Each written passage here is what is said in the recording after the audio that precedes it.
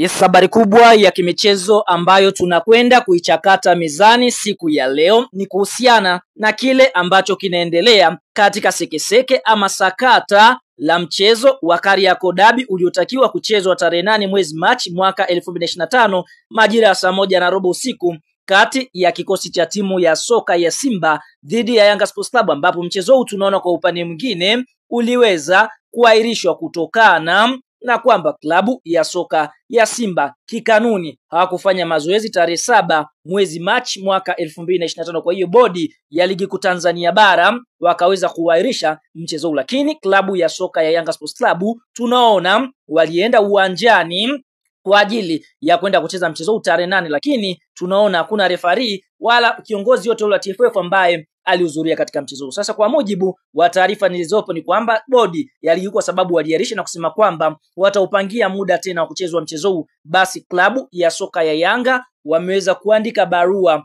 kugoma kucheza mchezo dhidi ya kikosi cha timu ya soka ya Simba, ambapo kwa mujibu wa taarifa iliyotolewa jana ni kwamba klabu ya Yanga imeandika barua rasmi bodi ya ligi kuu, barua ya kuomba alama 3 na mabao 3. Barua hiyo yenye reference number Yanga Sports Club TPLB M.184 2025 201 yenye kurasa 5, ambayo imenakiliwa pia kwa afisa mtendaji mkuu wa Simba Sports Club Zubeda, ni ya tarehe 10 Machi 2025 na imesainiwa na CEO ama mtendaji mkuu wa klabu ya soka ya Yanga Andy Mtini, ambapo barua hiyo katika malalamiko hayo rasmi kwa bodi ya ligi licha ya kuomba alama 3, basi wanataka walipwe gharama zote za maandalizi ya mchezo ambazo ni zaidi ya shilingi milioni 56 na laki 4 na elfu 35 ambazo zimeainishwa katika kipengele namba 17 cha barua hiyo yenye vipengele 17.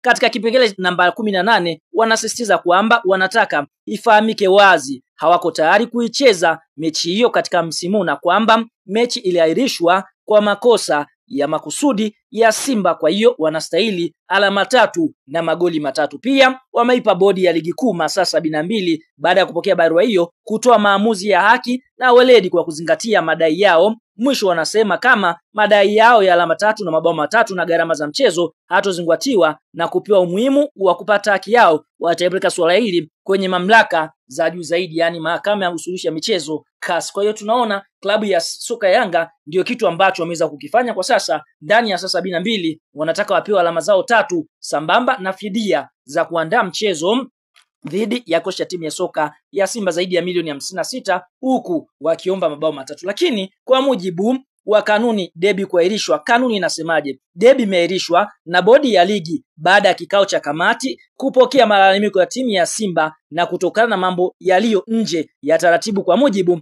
wa taarifa ya afisa usalama, hizi ndizo kanuni zilizopelekea bodi kuahirisha ligi. Kanuni namba 34 kifungu cha kwanza nukta 3, sababu ya dharura au na yenye msingi itakayokubaliwa na TFF ndio itapelekea mchezo kuahirishwa. Lakini sababu nyingine, mchezo wowote ulioahirishwa chini ya kanuni 34.1 utapangwa tena tarehe iliyoamuliwa na TPLB. Mamlaka ya kamati iliyoahirisha derby, kamati ya usimamizi na uendeshaji wa ligi TPLB, itashughulikia na kufanya maamuzi kwa masuala yote ya kiuendeshaji ambayo maamuzi yake hayatakatiwa rufaa kwenye chombo kingine cha maamuzi cha TFF kwa mujibu wa kanuni za ligi kuu. Kwa hiyo tunaona kamati ndiyo ambayo iliamua kuahirisha mchezo huu. Kwa hiyo Simba kwa hapa hawana kosa kwa sababu tayari walishapewa taarifa ya kutokwenda uwanjani. Kwa hiyo ndiyo maana ilipelekea mchezo huu kuahirishwa. Kwa mujibu wa taarifa ambayo umeweza kuinasa ni kwamba bodi ya ligi kuu Tanzania bara kwa sasa wanajiandaa kutangaza tarehe ambayo mchezo huu utakwenda kuchezwa, na taarifa zinadai kwamba kuna uwezekano mkubwa mchezo huu ukapigwa ndani ya mwezi huu wa 3, ikisemekana kwamba kuna uwezo tarehe 18 ukachezwa kwa sababu ya kile kinachodaiwa kutakuwa na mapumziko ya ligi. Kwa mujibu wa kalenda ya FIFA kutakuwa na mechi za kimataifa, kwa hiyo kuna uwezekano mkubwa mchezo huu ukachezwa kabla ya mapumziko, ambapo inakadiriwa kwamba huenda mpaka tarehe 18 ya mwezi wa 3. Basi kwa upande mwingine mchezo utakuwa umechezwa, lakini shida